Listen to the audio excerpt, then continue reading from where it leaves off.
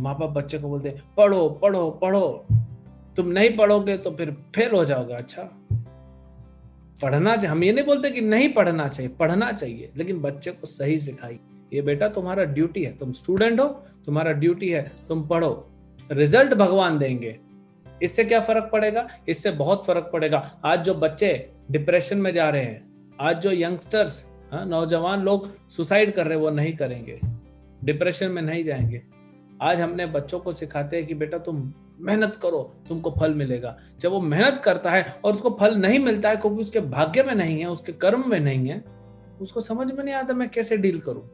बोलता है मैंने पूरा मेहनत किया फिर भी कुछ नहीं मिला, वो डिप्रेशन में चला जा रहा है। आज इंडिया में इतने नौजवान लड़के लड़कियां आधे से ज्यादा डिप्रेशन में है।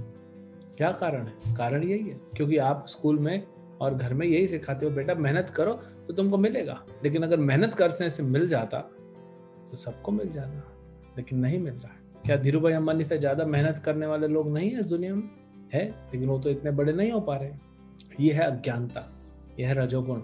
अब आपने बच्चे को बचपन से सिखाया तुम मेहनत करो तुमको मिलेगा, और मेहनत कर रहा है लेकिन उसको मिल नहीं रहा है। आप देख रहे कहाँ हमने अपने बच्चों को परवरिश देना है, हमको उनको पालना है, अच्छा संस्कार, लेकिन हमने खराब कर दिया। क्यों? हमको भी यही मिला, हमको भी यही दिया गया, यही बोला गया।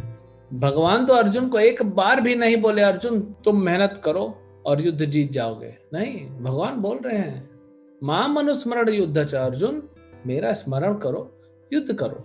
अगर तुम जीतोगे तो पृथ्वी तुम्हारी, तुम हार जाओगे तो स्वर्ग में भोग करोगे। बताया ना भगवान ने दूसरे अध्याय में। भगवान यह नहीं बोल रहे अर्जुन तुम मेहनत करो तुम जीत जाओगे। भगवान बोले तुम युद्ध, वो तो बाद में 11वें अध्याय में भगवान ने विराट रूप दिखाया तो बोलते देखो अर्जुन इन सबको तो मैं मार चुका हूं, तुम सिर्फ इंस्ट्रूमेंट बनो, जाओ, बाकी सब मैं कर रहा हूं। यानी भगवान पूरी भगवत गीता में बार बार सिखा रहे हैं कि मैं कर रहा हूं, अर्जुन तुम नहीं कर रहे हो, ये मैं कर रहा हूं। और हम अपने बच्चों को क्या सिखाते हैं? अपने आप को क्या बोलते हैं? हम अपने आप को क्या सिखाते हैं? कि मेहनत करो और मेहनत से प्राप्त करो फल। ये सब गलत शिक्षाएं हैं, कहीं पे भी शास्त्रों में नहीं दिया गया। इससे आप उसको हर किसी का अच्छा कर्म नहीं होता, किसी के पाप ज्यादा है, किसी का पुण्य ज्यादा है पिछले जन्म का, बेचारे को अगर नहीं मिलेगा उसको तो उसका तो हृदय टूट जाएगा। तो उसको आप जो है सिखा ही नहीं रहे कि फेलियर, अगर उसके जीवन में वो फेल हो जाता है, एग्जाम में फेल हो गया या कुछ किया, एक यूनिट टेस्ट में फेल हो गया, फैंसी ड्रेस कंपटीशन में पार्ट लेता है, फर्स्ट नहीं आया, तो डिप्रेशन में उसको आप बोलो कि तुम अपना बेस्ट करो। इसीलिए भगवत गीता कर्म करने पे ज्यादा एम्फेसिस करता है, रिजल्ट पे नहीं। आप अपने बच्चों को बोलिए बेटा तुम स्टूडेंट हो, ये तुम्हारा धर्म है, तुम्हारा कर्म है कि तुम रोज 1 घंटा 2 घंटा जो भी आप निर्धारित करें ये पढ़ना है। रिजल्ट जो भी देंगे भगवान देंगे, उसकी तुम चिंता मत करो, तुम सिर्फ पढ़ो, अपना काम करो। इससे क्या होगा कि चेतना में ऐसा संस्कार बैठेगा कि मैं अपना ड्यूटी करूं, बाकी जो मिले, नहीं मिला तो भी ठीक, मिला तो भी ठीक। वो स्टेबल रहेगा, वो परेशान नहीं होगा।